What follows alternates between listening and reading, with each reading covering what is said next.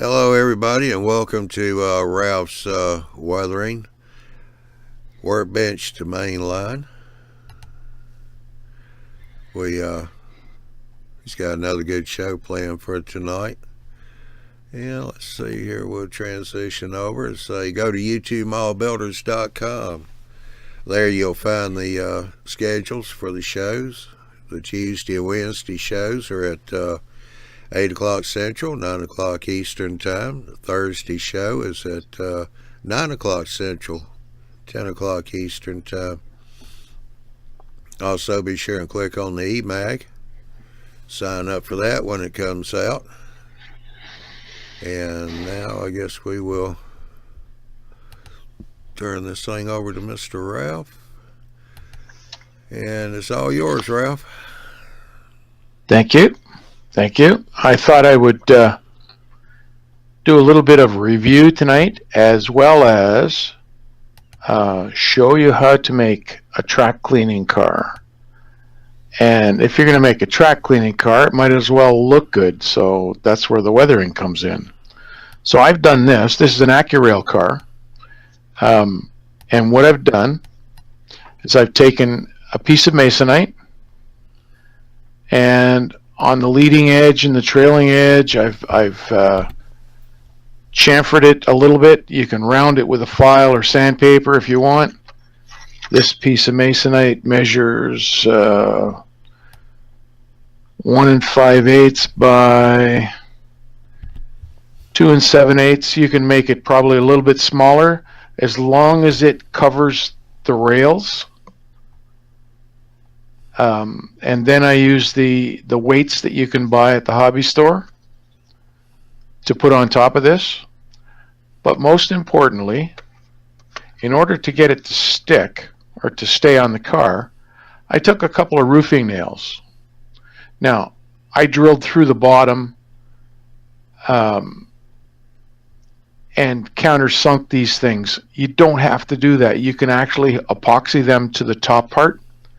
So the smooth part is the part that is up, and the rough part is the part that's down on the track. So what ends up happening, let's see here. I'll open it up so you can see what I've done with the roofing nails. You drill them through the center beam of the car and drill holes in the steel weights here.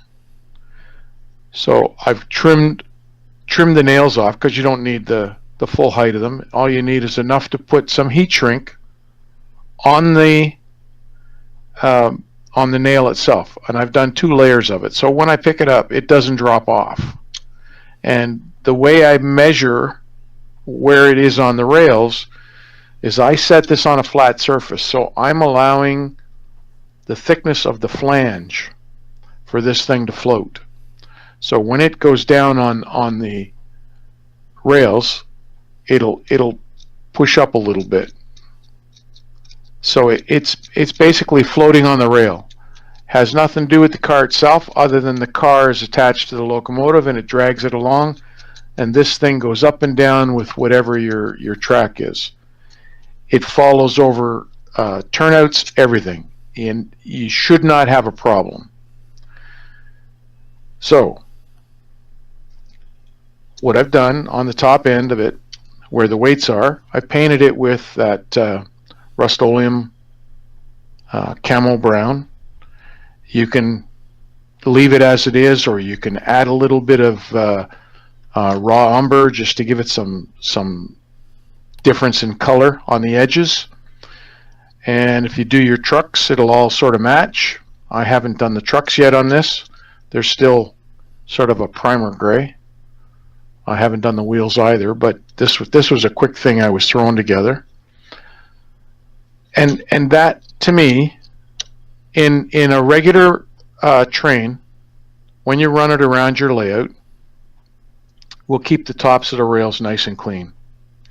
You don't need any fancy chemicals or anything. You can do that, I don't know, if you do a lot of operating, maybe you want to do it once every month or 2 months or something like that with some kind of liquid or whatever you do to clean off your track. and then continue running this. And what it does is it takes any grime and dirt that's on the rail, takes it off.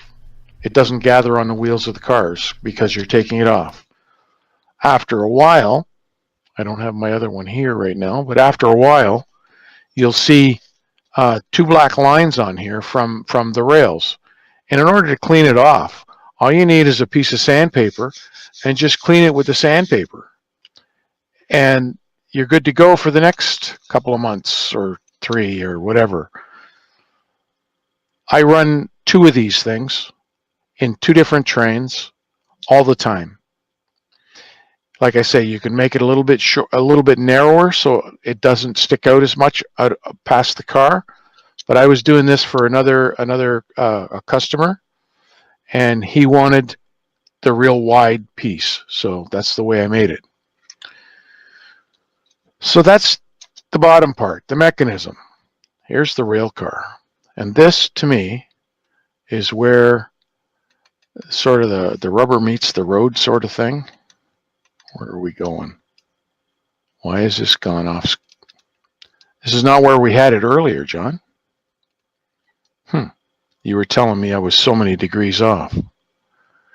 Okay. So this car has been weathered using MIG ammo. You can go ahead and use the process that I mentioned in the first video to start with. And then because of all these ribs, you want to get some dirt and grime in the ribs, right in the crevices. After you do your dirt and grime with the gouaches and the water-soluble oils and the microsol, you come back and you can add some of the MIG ammo to get the dark streaks like this in the car, right? You can do it to your heart's content. You can make it as filthy as you want. And the interesting part is, I'm going to show you some videos. Let me see if I can get it up here. Or not videos, but pictures. And I chose Railbox because Railbox is such a widely used car. And they have their own, what do you call it? I mean, if you were to take prototype pictures like this, make it wider. What's that? I'm not. It says stop. Let's do this again.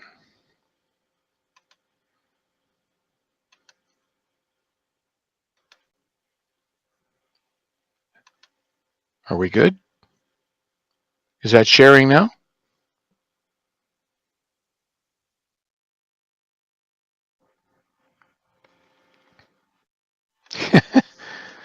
Johnny's telling me he's lost his screen. He can't tell whether I'm sharing or not. I don't know if I am or not. To me, it says that Johnny's going to do a little bit of a refresh, and we're going to see what happens.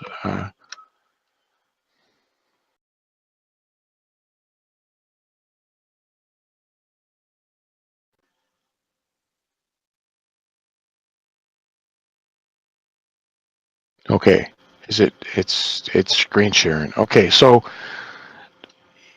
all I did was Railbox boxcars. That was my search. And you get all kinds of stuff, including model cars. But a lot of this stuff is the real thing.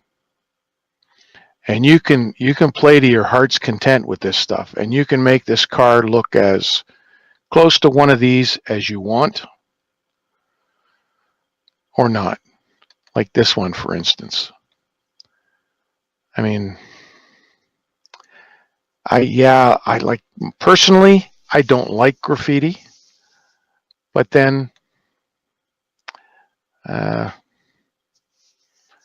it seems to be taking over the world.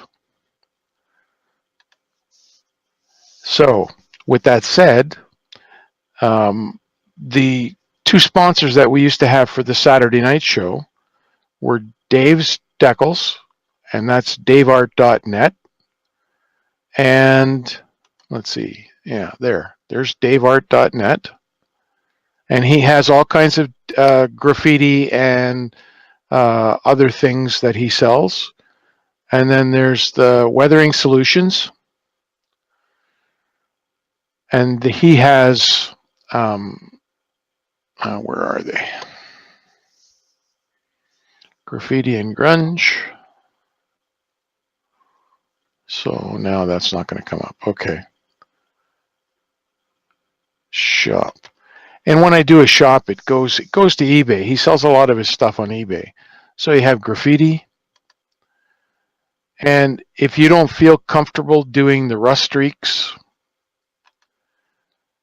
he also does rust streaks, which I don't find them very realistic, but hey, each to his own.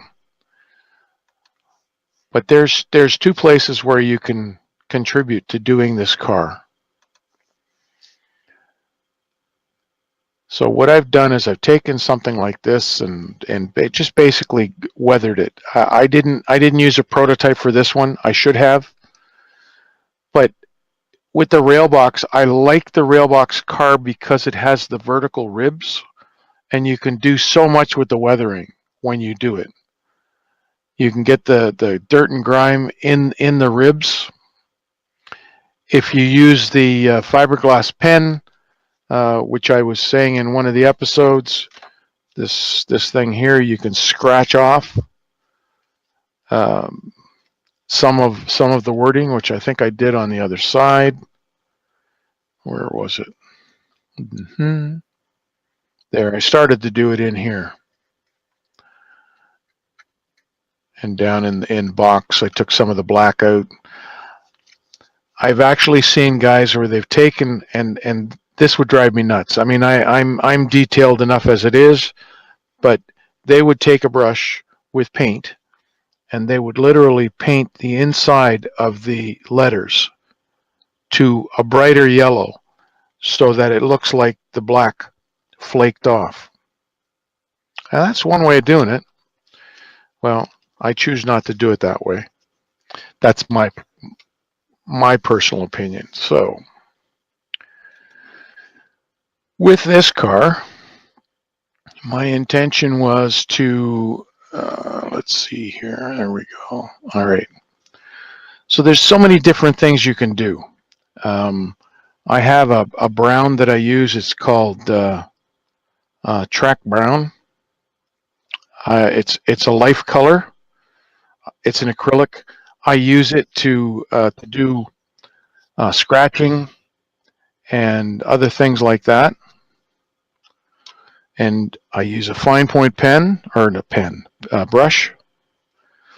And you can start adding rust spots. This is another thing that takes a lot of time, but the results are worthwhile. And if I do it on the yellow, you'll see it even more. Let's see, where's a good place? Let's say we start over here.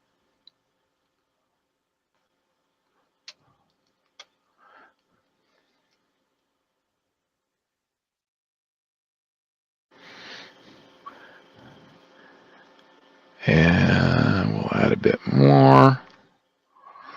You can do it on the ladders where you've got paint chipped off because the guy stepped on it. On the rungs, the stirrups, some of the vertical. Usually where the rung joins the vertical is where you're going to get some rusting. And then depending on, if it's a smooth side car, you can really go to town with it. And what I've done is I added these lines here, and what I do is I rest my finger on the side of the car and bring my brush down. So I can do it over here too. Oh, it's too far, it's out of frame. I'll do it there again. Okay, so, and you can do straight lines just by using your finger to guide it along. And if you really wanted to get creative, and I've seen this happen where right on the rib where it's hit, it's actually been cut out by whatever hit it, like you would see in a car accident, or dented. And you can do that by using your X-Acto knife. And then we come to the lettering. A lot of times you get some sort of rusting on the lettering. And after I do this, I can come back later and hit it with some streaking MIG ammo and drag it down so it looks like that's sort of a festering rust sort of dragging down.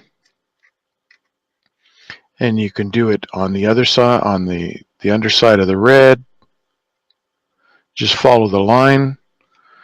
All kinds of different things, just with a little fine brush. And this is an acrylic paint, so it's easy to work with. You don't have to worry about fumes. And when your brush gets plugged with paint, all I do is I come down on my piece of paper, just take off what's there, and start over. And you can go at it. You might have a bunch of rust dots and scrapes and stuff down in the bottom here.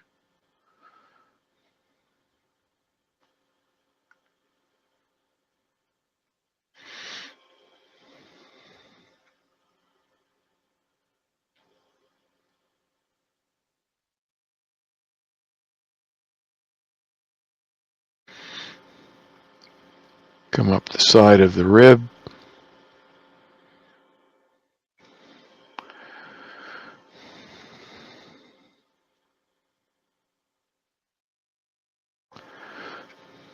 Up the side, the other side.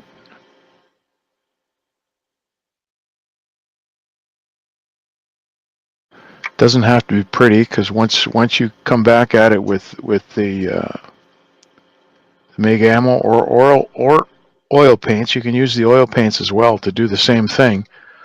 The nice part is the acrylic dries right away, within a couple of minutes, and then you come back with the oil paints, you put it on, and you streak it down. Like I'll do this here. What I'm finding with a lot of the brushes lately, the tip is curling, and I can't figure out why. And it's the real fine brushes. I don't know whether you can see that. As I turn it, there you can see the curve that it's taken.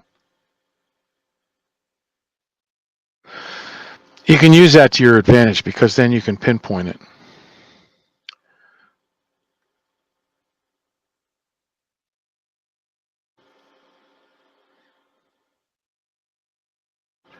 And a lot of times when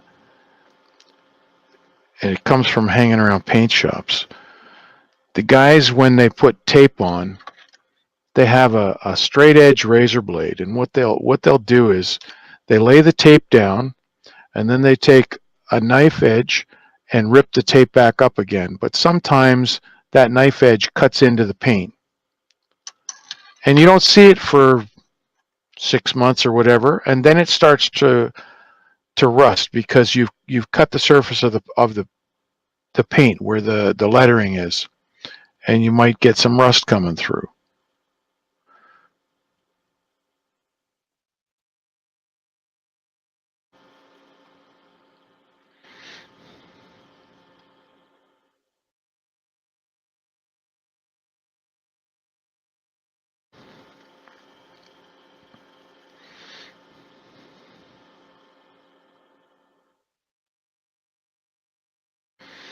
I've seen some cars that are so speckled with dots like this, and I don't know what causes it. It's probably, and you see it mostly on the cars that carry coiled steel, that have those covers, and the covers end up getting knocked all over the place. And it chips the paint, and of course the chipped paint exposes the metal, and out comes the rust.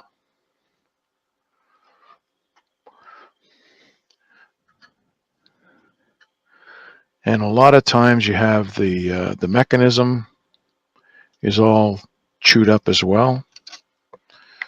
Before I knock that paint over, move it out of the way.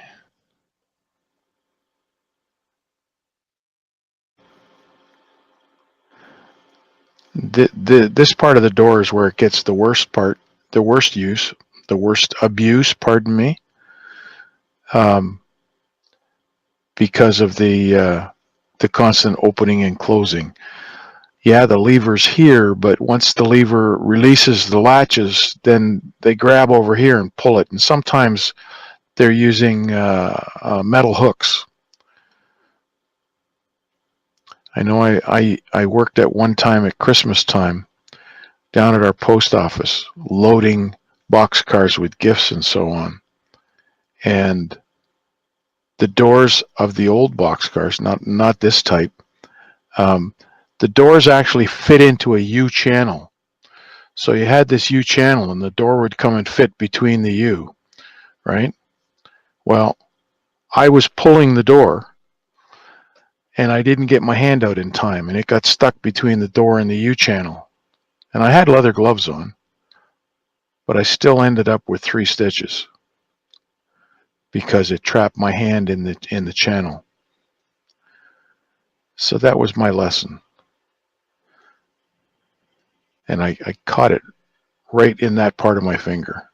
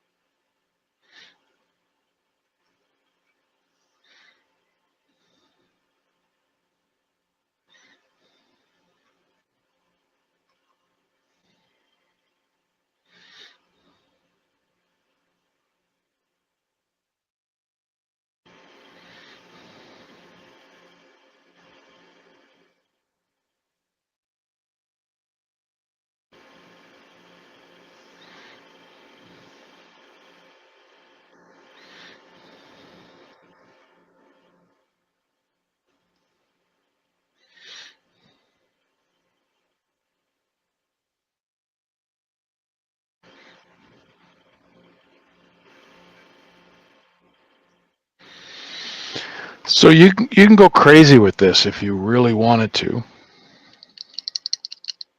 But the best part of this is you're having fun. You're doing what you want to do. And in this case, you're doing a multitask, which is making a rail cleaning car and a weathered boxcar. What better combination? Double duty. Okay, just let that dry for a second. See, for you guys, this is upside down. For me, it's right side up. I don't know why that is. I guess if it was looking over my shoulder, it would be different.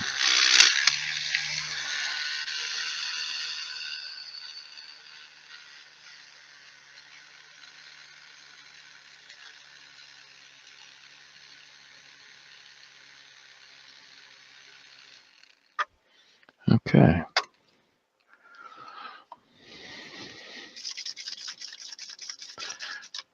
I don't need that brush anymore.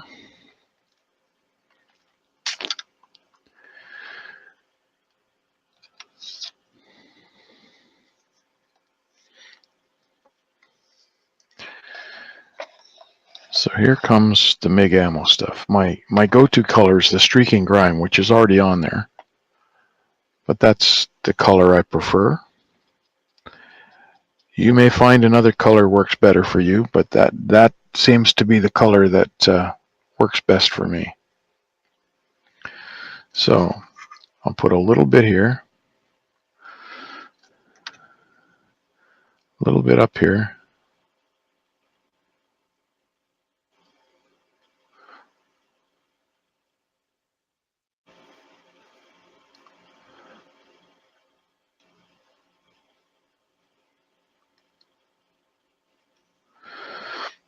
A little bit more over here.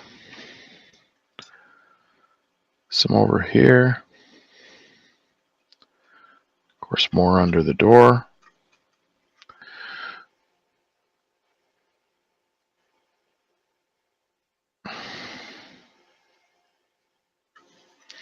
And then on the door.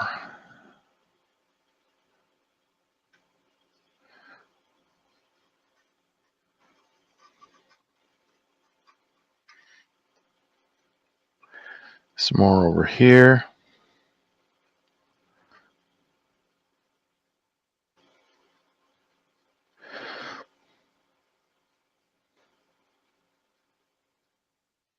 And again, this is just, it's not put on in any particular way. It's just because you're going to streak it off anyway.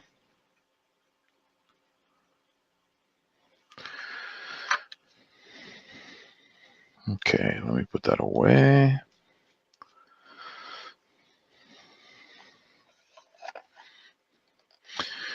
And if I didn't mention it to you before, I'm going to mention it now. Here's the bottles that I use.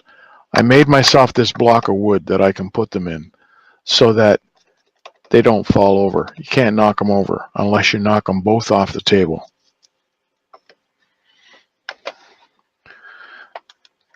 And of course, you don't want them in the middle of the table. You want them off to the side.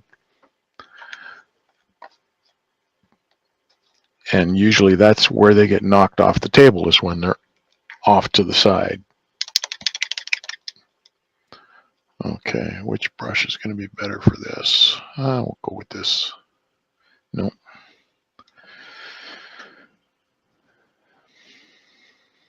That might work.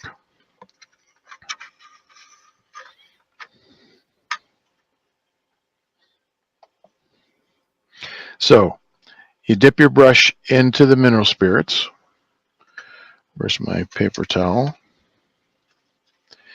You blot it, and then come back here and start sort of washing it down.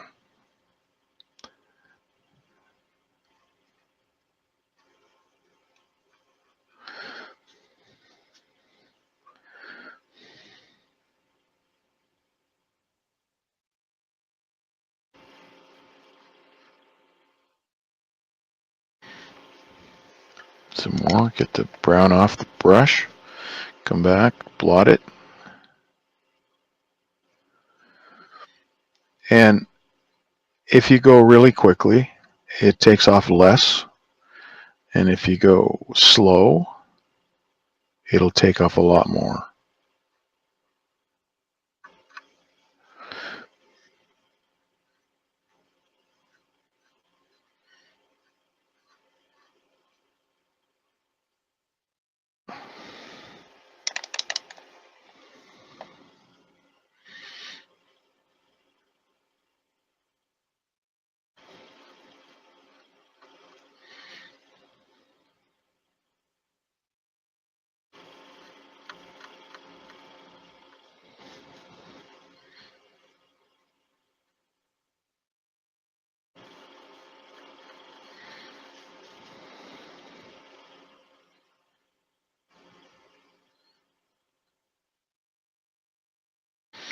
And if you, like here, I've taken off a little bit too much.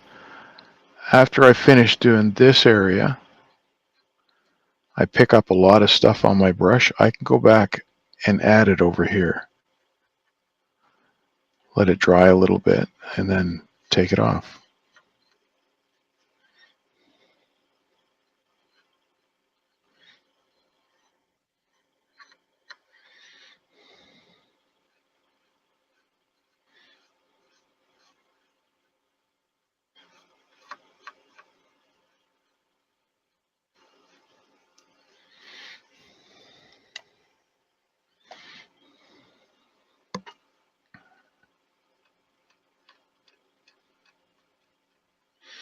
The best part is when you look at rust on a car, it always goes down.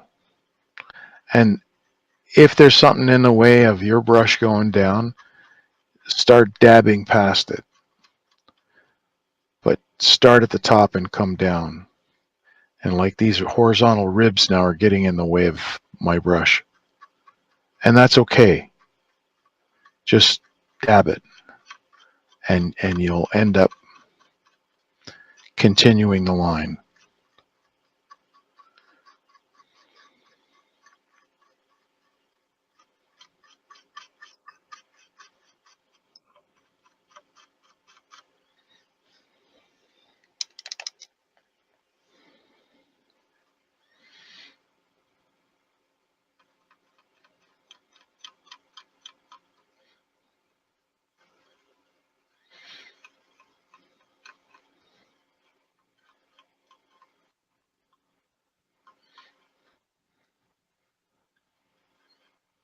Mm-hmm.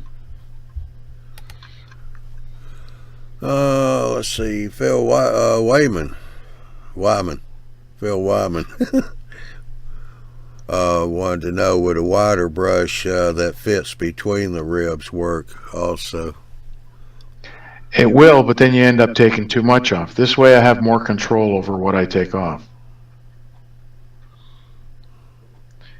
And I was looking at your car that you posted, and I was going to wait for a bit and then make some comments. But since you're weighing in, you did a good job on your car. Is that the first time you've done it, Phil? First weathering job? Or maybe second?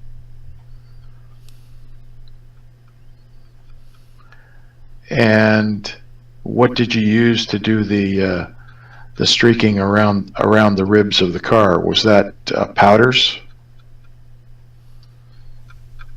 Tell me it wasn't pan pastels. He said that was his 20th. 20th? LOL. Okay. So what powders are you using? Because that looked like it was done with powders.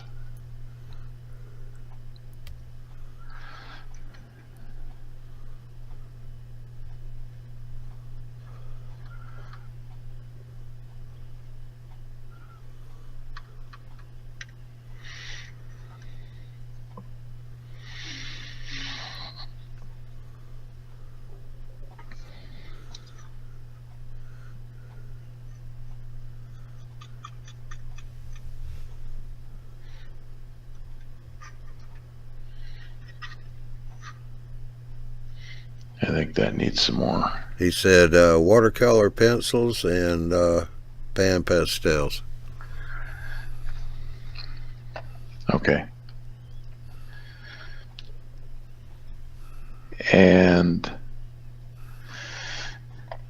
how did you like doing the pan pastels? Because the reason I ask you that, I'm not a fan of pan pastels, like a lot of you know. I find that, well, I know that they were originally designed for paper, wood, and canvas. And they weren't really meant for plastic. A lot of people swear by them, and that's fine. I have no problem with people using them, as long as they realize that there are better products out there. And I'm not knocking pan pastels. For what they were designed for, they're excellent. They're great for working on fine scale structures, wood structures, and so on. But I seem to have a problem, and a lot of other people do as well, on plastic.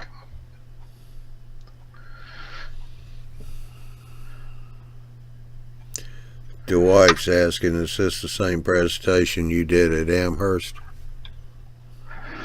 The presentation I did at Amherst was the first show we did in October. Only because it was not a hands-on clinic, and it was not really them watching me do something. I had to make it so that they could, well, like my first session that we did. I want you to understand the basics, because the basics are what are going to bring you to this point.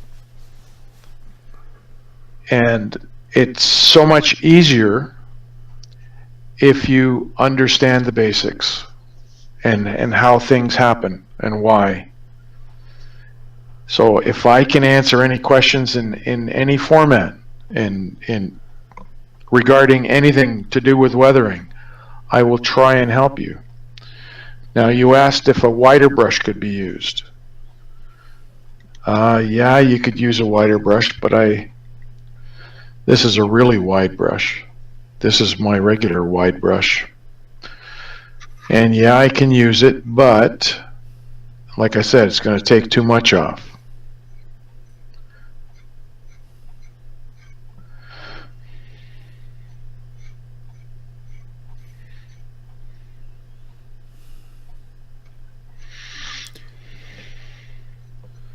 Well, actually, there it just seems to be making it look dirty, though.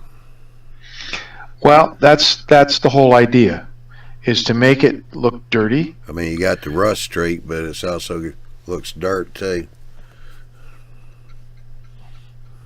Well, that's where the grime comes in, using the grime process that we did the first night.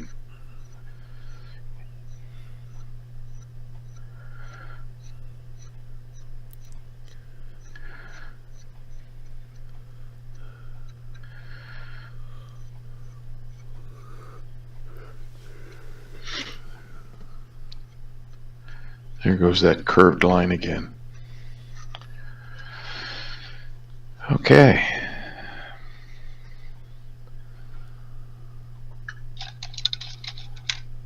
So, let me turn it around.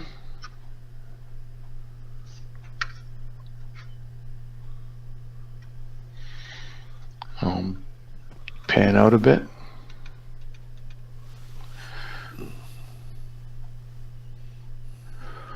So Yeah. you can Go ahead. you can see where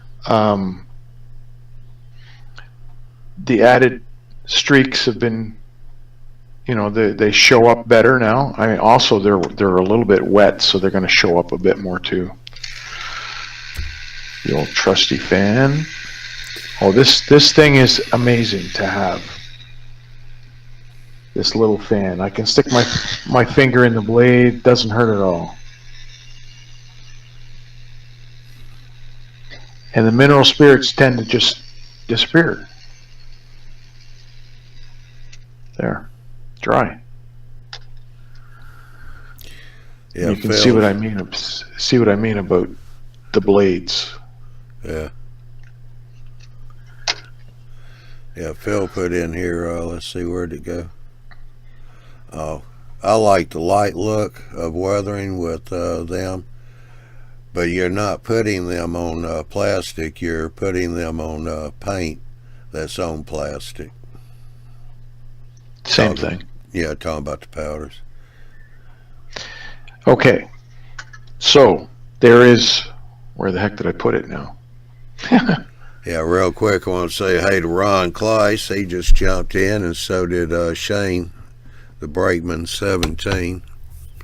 Good to see y'all here again. Shane, Mr. Mason.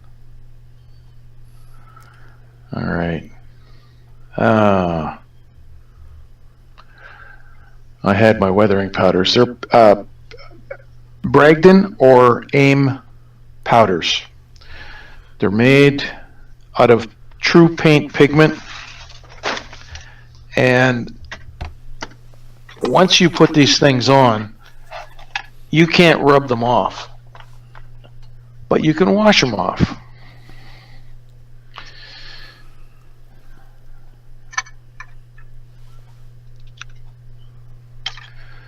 And I have a dedicated brush for you. This is AIM powders. And this is called Dark Earth. And let's see, we'll put some here. A little bit here. And the whole trick to doing this, or any kind of powders, is to scrub them. The only thing that I find with powders is that you don't get the same defined lines as you do with the streaking, the mineral spirits. Now I can run my finger down there and it doesn't come off. Do that to pastels. They come off. There's nothing on my finger. But if I want to, I can come back with a damp cloth.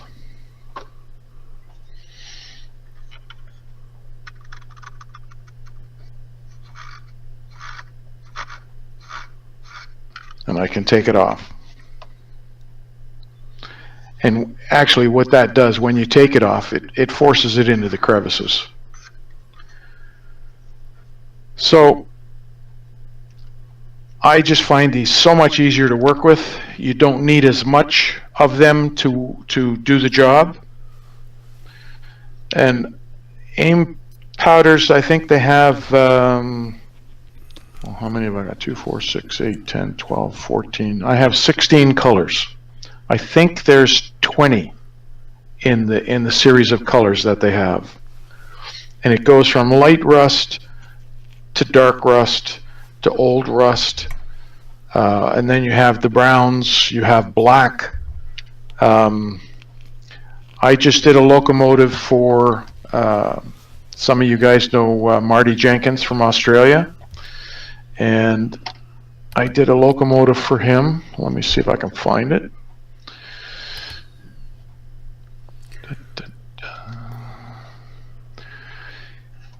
It's a small little switcher. I couldn't believe the size of it when it arrived here.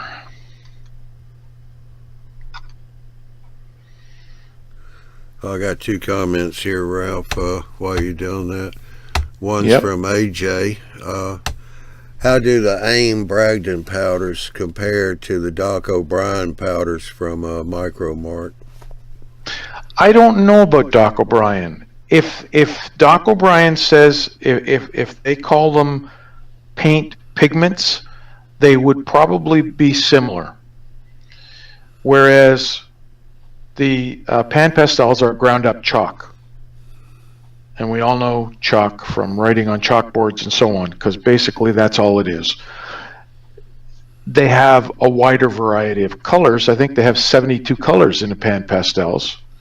And don't get me wrong, I have my pan pastels as well. I have them here. I use them for doing structures, like I mentioned, on wood and so on. And if you get the right colors, you can actually complete a whole structure without using paint. And you can use water to help manipulate the pan pastels on structures. But you have to be careful with water, because if it's a wooden structure, it's going to warp the wood. So you have to be careful. So. Then also Buddy Long, will Ralph be weathering the ends of the boxcar? Was wondering how he goes about doing the wheel splatter or kick up. Oh, that's easy. That's absolutely easy. I don't have it here right now, but what I do is I take an old toothbrush like this. This has 4 rows of bristles. I cut out 3. So I have a single roll of bristles. I dip it in my paint, and I use my finger and snap it. And it gives me a line of paint going up, and do it from the bottom, so that you're doing it like this. And it goes from here up to there, and it's darker here than it is up there. Yeah. So you end up darker at the bottom than at the top.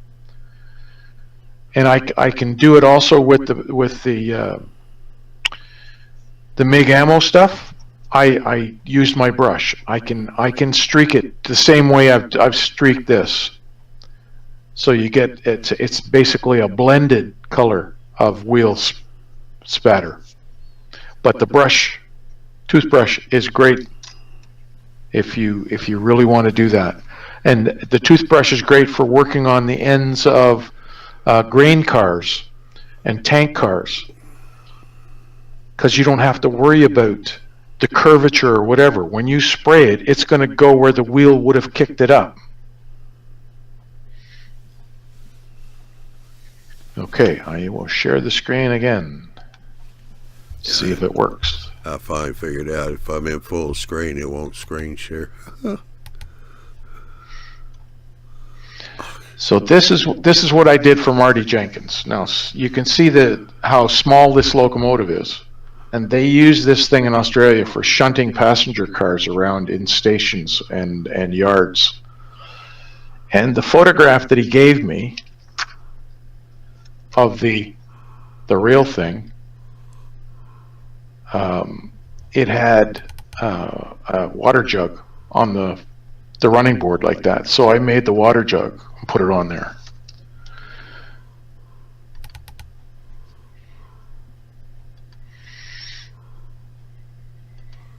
What'd you make it out of? Styrene. I made it out of styrene. With my big clumsy fingers, I had to end up putting it on the end of a piece of plastic and glued some laminated a few pieces together, shaped it and everything on the end of a 3-inch piece of plastic, and then when I was finished, I cut it off the plastic. Yeah. Okay. But it was a real chore to get this rod. It was a shiny steel, not chrome, but it was real shiny, almost like chrome.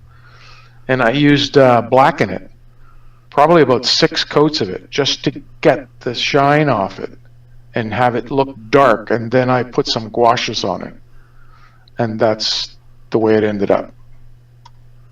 Looks good.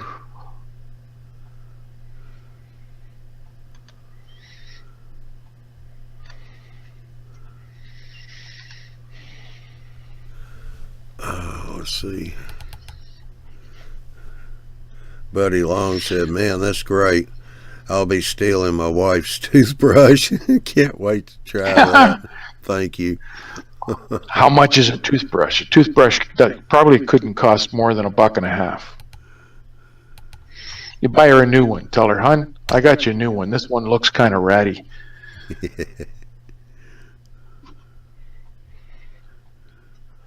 And Ron down in Australia said, "Wow, Ralph, that looks excellent."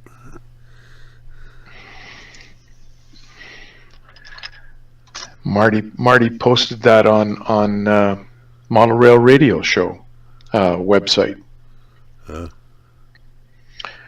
He said his locomotive made a detour and ended up in Canada. Got a little dirty on the way.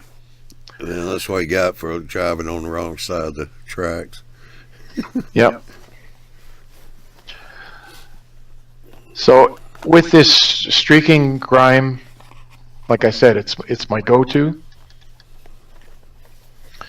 You can achieve almost anything with this stuff.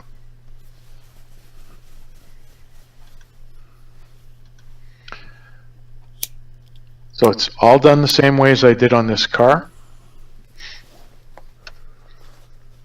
The locomotives I take completely apart, take the windows out, any parts that come off. That was the other thing, Phil, I wanted to mention. If you have a car like you had and it has a walkway on the top, if you can take the walkway off, that'll help you putting color right across the roof. And then put the walkway back on and weather the walkway separately. But if there's anything that can come off, like I usually take the horns and so on off, antennas.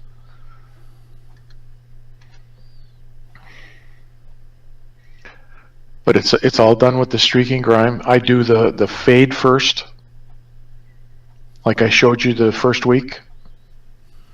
A little bit of a fade, and then on top of that I add a white mix or a white wash that I spray with an airbrush to fade it even more.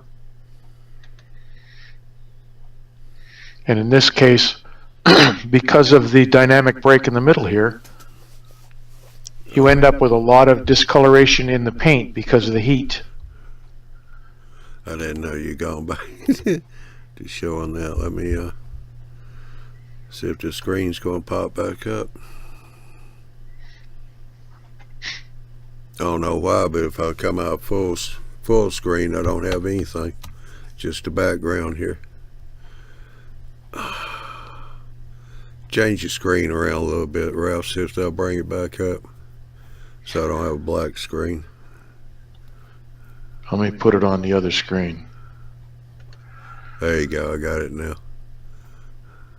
You have it now? Yeah. You couldn't have it now. Yeah, I got it. Where'd it go? Of course, everybody hears me talking, but I didn't know you'd showing Marty's engine again. No, I wasn't. Oh, you what? I was showing mine. Oh. All right. Got you now. Is it up? Yeah. Okay. Yeah.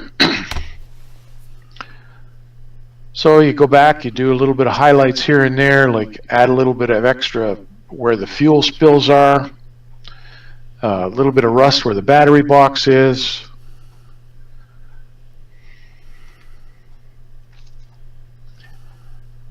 I used to use powders up in the fan grills or in the grills here, but I stopped doing that because I can't get a definitive line from one edge to the other. So I started using the streaking fluid and just set it in there and don't take it off, and it dries like that. So it darkens up the grills.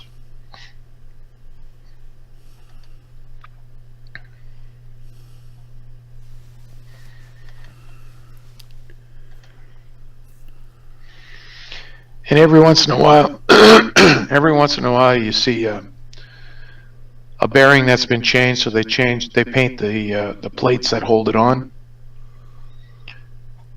Doesn't happen all the time, and sometimes it's a different color. I've seen it in yellow, sort of a mustardy color yellow.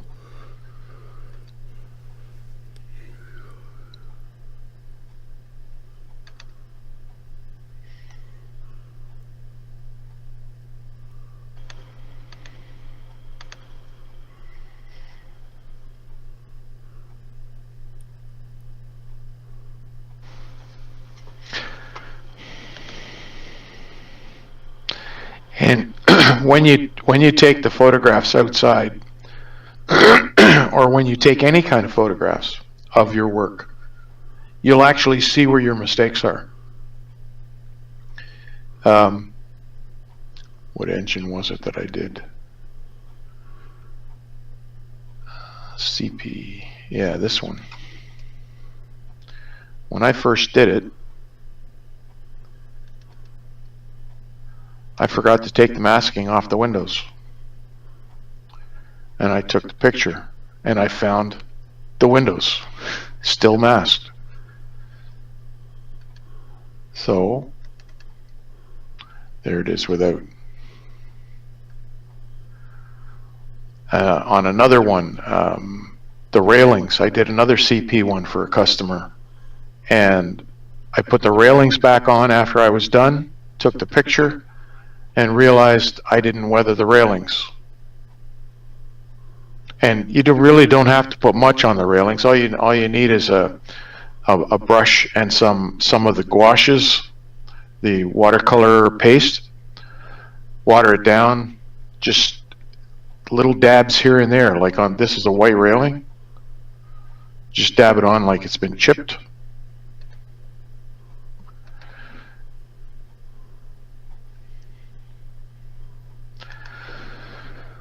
So that's it for tonight, I guess.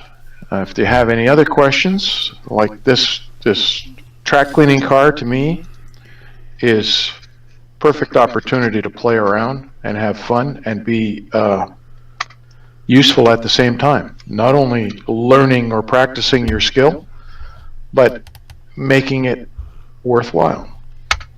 Yeah, Phil commented back when you was asking about taking the walkways off. He said no, they were glued at the factory. That's okay. I still pop them off. Yeah, he said that he couldn't add weight, so I guess the boxcar was just all glued together. He couldn't get inside.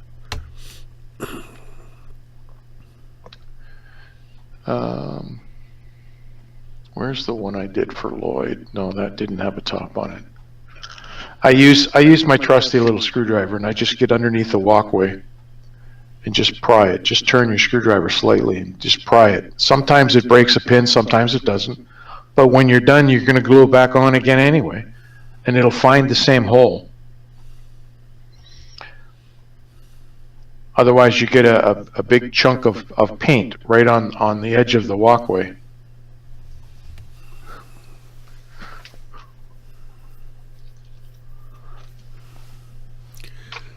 Those weights that you put on that pad, those stick on what, quarter or 1/8 ounce?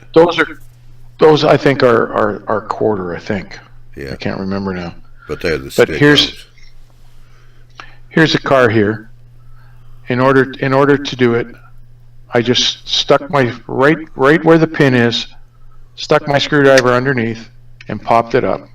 There's another pin here. Go on either side of it and work it. Comes up.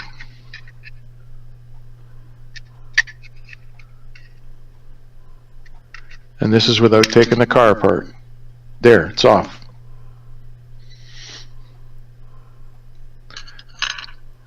And when you go to put it back on again, it doesn't matter whether the pin's broke or not.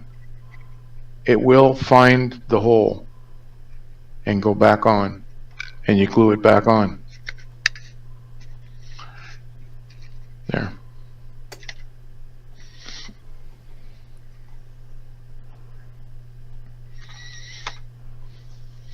It's just easier to do the job if you can get it off. I mean, if you can't, that's fine. Some of them are molded on. I hate those. I hate the the locomotives that have the walkway molded on, because the idea of doing this is to take your brush down. And if the walkway's in the way, you can only go so far. You can't take it all the way down to the walkway. So you have to end up taking it the other way. And you have to be careful where you take it off the most because of that. And I forget whose locomotive it was. Was it Atlas? I think it was an Atlas, where the walkway didn't come off. It could have been an Athearn. I'm not sure. But if they come off, take them off. Anything that comes off, even the ladders. Sometimes you can see that they've been added on. Take them off, because then you don't have to dab between the rungs. You can go straight down and add the ladder back on afterwards. And on this car, because it was AccuRail, these doors even came off, and I thought, well, do I really want to take them off or not? So I glued them in, left them.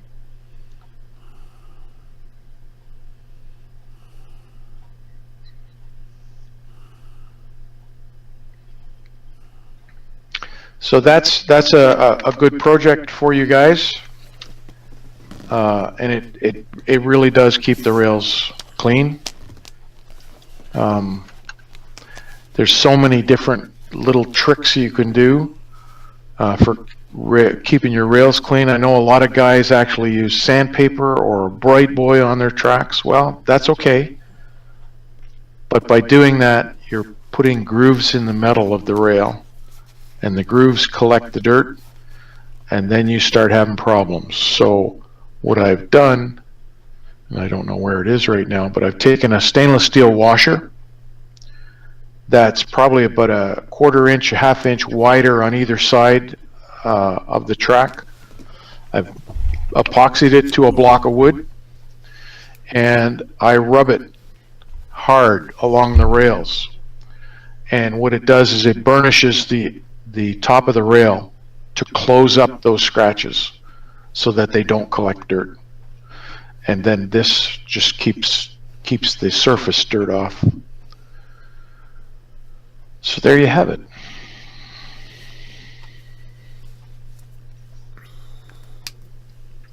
Another one in the can. So I think for next month I'm gonna take a break for next month, and we'll do it the following month. And I'll try and come up with something good. If you have anything in the meantime that I haven't covered and you want to see done or covered or whatever, shoot me a note. Let me know. And we'll cover it in the next show. Yeah, Buddy Hey, Long. John? Buddy Long says, let me check here. Yeah, okay. My mic's still on. Buddy Long said, thanks so much for providing us with the great techniques and information in weathering. I also look forward to seeing these videos. Hope there are more to come in the future. So, yeah, we try to keep things moving here, buddy. Yeah. AJ said weathering MOW equipment like cranes, rotary snow plows. Mm-hmm. They get the heck beat out of them, so that you can go to town on those things. Yeah. Yeah, especially if it's on AJ's railroad. I'll be getting an email on that one. What do you mean? Alrighty. Well, let's get over here and yeah. I appreciate the show, Ralph. That was a good one. Really found that very interesting. Want to say go to YouTube Mall Builders. There you can check the schedules for the Tuesday, Wednesday shows. Those are at 8 o'clock Central, 9 o'clock Eastern time. The Thursday show is also, 9 o'clock Central, 10 o'clock Eastern time. And be sure to click on the e-mag and sign up for an email notification, so when it comes out, you'll be notified about that, be able to download it. Also, just want to let you know that look on the Facebook and the YouTube channel. There's posted up a parts list, and I'll repin it again after the Thursday show for everybody to see. We got a special show coming up. What we're going to do is build a DCC++ system from start to finish, and that's going to be Chris Rood and Robert Holloman's going to be doing that show. Unfortunately, on those parts that they gave, because they gave the original parts and the generic parts, so you can order whichever one you want. They will not be in on time for the show itself, but the show will be recorded. You'll find it in the specials playlist. It'll be listed there, so when you get all your parts in. I ordered the parts myself last weekend, and most of it won't be here till the end of March. So the one part is the motor control shield. Seems like a lot of people have run out of stock on that, and they're not getting new stock till the end of March, first part of April. So, but anyway, the show will be recorded, so once you get all your parts, you'll be able to sit down, watch the video, and put it together. I mean, it's a nice little system. Robert's already built it, using it on his layout, likes it just fine. We will post later on, once we know for sure what date we will air the show. Right now we're just getting the everything lined up as far as how the show's going to run and all.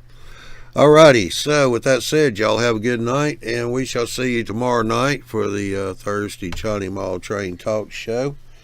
And then the next Tuesday show is going to be March the 7th. That's going to be the Arduino show with Chris Hiley. So We shall see you tomorrow night. Y'all have a good one.